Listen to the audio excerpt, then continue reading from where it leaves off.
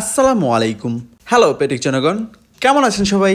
আমি অনেকের মুখেই শুনেছি আজকে আমি যেই খাবারগুলো খাচ্ছি এই টাইপের খাবারগুলো নাকি রেস্টুরেন্টেই বেশি মজাদার হয়ে থাকে। কিন্তু আমার ক্ষেত্রে আবার ব্যাপারটি ভিন্ন। আমার কাছে আমার বাসার খাবারগুলা রেস্টুরেন্টের যে কোনো খাবারের থেকে বেশি মজাদার লাগে। আর বড় কথা হচ্ছে, আমি যতটুকু খাবার বাসায় তৃপ্তি সহকারে খাই, এতটুকু খাবার যদি রেস্টুরেন্টে খেতে যাই অনেক বেশি পরিমাণে ট্যাকের করি খসে যাবে। আর আমি যেহেতু হালকা পাতলা কৃপণ টাইপের, তাই যে কোনো খাবার বাসায় অ্যারেঞ্জ করার ট্রাই করে থাকি। চিকেন ফ্রাইয়ের প্রায় সব কয়টা অংশই চামচ দিয়ে খেতে পারলেও চিকেন লেগ পিস আমি কখনো চামচ দিয়ে খাওয়ার দুঃসাহস করি না। চিকেন লেগ পিস হাত দিয়ে ধরে খাওয়ার মধ্যে যে স্বাদ, যে একটা ফিল, এটা সারা জীবনেও চামচ দিয়ে পাওয়া যাবে না।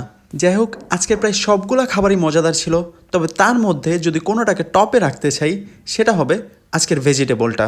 এবং এই সবজি অলরেডি আমার মাইন্ডের মধ্যে ডিনার হিসেবে সেট হয়ে গিয়েছে। মানে হচ্ছে আজকে রাতে শুধুমাত্র এই সবজিই আমার ডিনারে থাকছে। আজকের মতো এতটুকুই। সবাই ভালো থাকবেন, সুস্থ থাকবেন। আর ভিডিওটি যদি ভালো লেগে থাকে অবশ্যই একটা শেয়ার করে দিবেন। আল্লাহ হাফেজ।